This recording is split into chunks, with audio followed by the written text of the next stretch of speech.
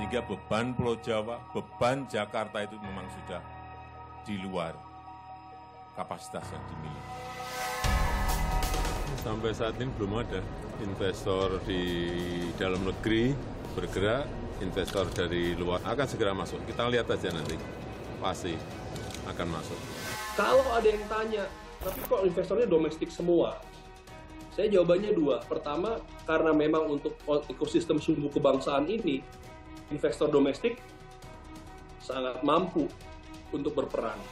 IKN ini ya menurut saya bukan prioritas. IKN memindahkan ibu kota tidak seperti pindah rumah atau pindah kos. Jadi ada banyak masalah, tidak sekedar membangun.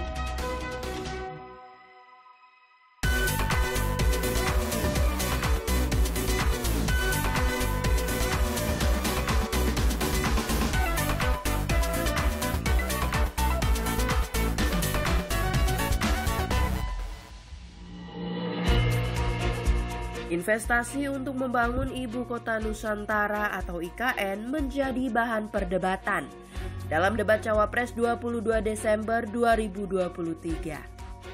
Presiden Republik Indonesia Joko Widodo memang intensif menawarkan kepada banyak negara untuk melakukan investasi pembangunan Ibu Kota Negara baru Republik Indonesia.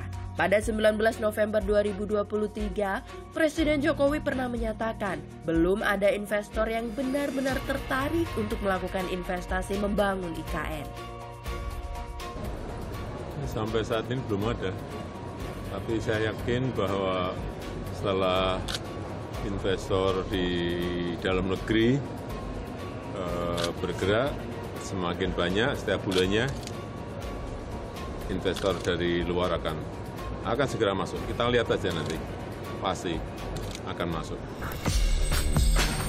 Pembangunan Ibu Kota Nusantara telah mengalami 3 kali groundbreaking untuk pembangunan berbagai fasilitas dasar IKN. Presiden Joko Widodo menyatakan investasi yang masuk berasal dari investor dalam negeri.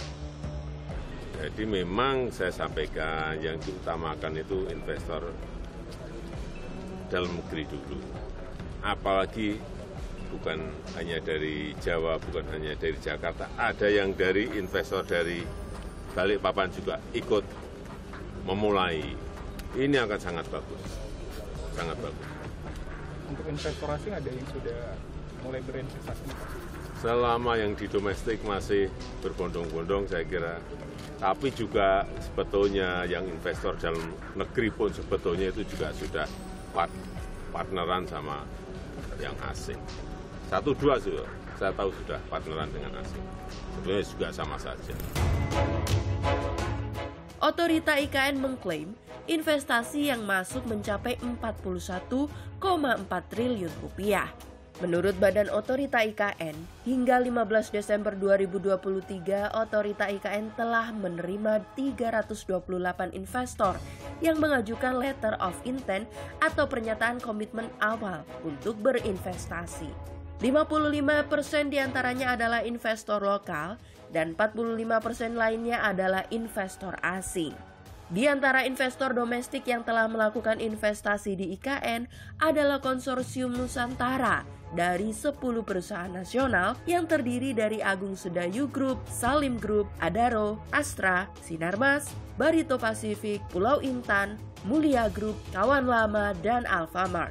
Sementara investor asing yang telah menandatangani letter of intent berasal dari Singapura, Jepang, Tiongkok, Malaysia, dan Korea Selatan. Deputi Bidang Pendanaan dan Investasi Otorita Ibu Kota Nusantara Agung Wicaksono mengemukakan, investasi yang telah masuk memang berasal dari investor lokal. Namun investor-investor lokal tersebut memang banyak yang terafiliasi dengan investor asing. Kalau ada yang tanya, tapi kok investornya domestik semua? Saya jawabannya dua. Pertama, karena memang untuk ekosistem sumbu kebangsaan ini, investor domestik sangat mampu untuk berperan. Ya, mulai dari hotel, rumah sakit dan sebagainya, sekolah, ini mereka siap gitu ya, ada untuk berperan. Tapi juga di sini yang kedua adalah kita lihat ini mereka nggak domestik saja, tapi ada mitranya nih. yang asing ya. Contoh konsorsium tadi Hotel Nusantara yang sekarang sudah 35%, mitranya Swiss Hotel ya, yang mengelola hotelnya nanti Swiss Hotel dari Swiss. Di Singapura kita tahu ada Swiss Hotel Stamford gitu ya. Di sini di Pantai Indah Kapuk juga ada Swiss Hotel. Jadi kita punya satu confidence juga, oh ternyata Swiss yang dikenal dengan kualitas layanan hotelnya masuk. Penggunaan APBN dalam pembangunan IKN menurut klaim Cawapres nomor urut 2 Gibran Rakabuming Raka hanya 20% dari anggaran negara. Penggunaan anggaran negara untuk pembangunan IKN menurut Direktur Program Indef bukanlah prioritas. Anggaran negara seharusnya digunakan untuk hal-hal yang lebih mendesak, seperti pembayaran utang luar negeri. Kalau menurut saya, APBN kita ini ruang fiskalnya sudah sempit. Ya. Ya. Kenapa? Karena hampir 40% utang terhadap PDB itu sudah hampir 40%. Iya. Ya kan? Plus bunga. Jadi kalau artinya anggaran itu lebih banyak untuk membayar utang ya, cicilan utang dan bunga. Nah, bagaimana bisa membangun ya, apalagi ada proyek mercusuar ya kalau menurut saya, ya kan? IKN ini ya menurut saya bukan prioritas gitu. Oke. IKN memindahkan ibu kota tidak seperti pindah rumah atau pindah kos gitu kan. Jadi ada banyak masalah, tidak sekedar membangun. Presiden Joko Widodo memiliki alasan memindahkan ibu kota negara ke Kalimantan. Bagi pemerintah, alasan pembangunan tersebut adalah pemerataan pembangunan dan ekonomi yang merambah ke luar Pulau Jawa. Penduduk kita saat ini sudah 278 juta. Dan 56% itu hidup di Jawa. 56% dari 17.000 pulau yang kita miliki, penduduknya ada di Jawa, 56%. Dan yang kedua, PDB ekonomi. Perputaran ekonomi kita 58%, 57-58% juga ada di Pulau Jawa. Dan lebih terutama lagi Jakarta. Sehingga beban Pulau Jawa, beban Jakarta itu memang sudah di luar kapasitas yang dimiliki. Yang kedua, kita perlu yang namanya pemerataan.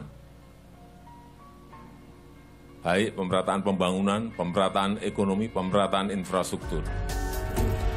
Perjalanan panjang pembangunan ibu kota Nusantara masih menghadapi tantangan. Investasi yang masih tersendat, dan perbedaan cara pandang yang mencuat antara pasangan capres yang maju dalam kontestasi Pilpres mengundang banyak pertanyaan. Akankah IKN lancar terbangun?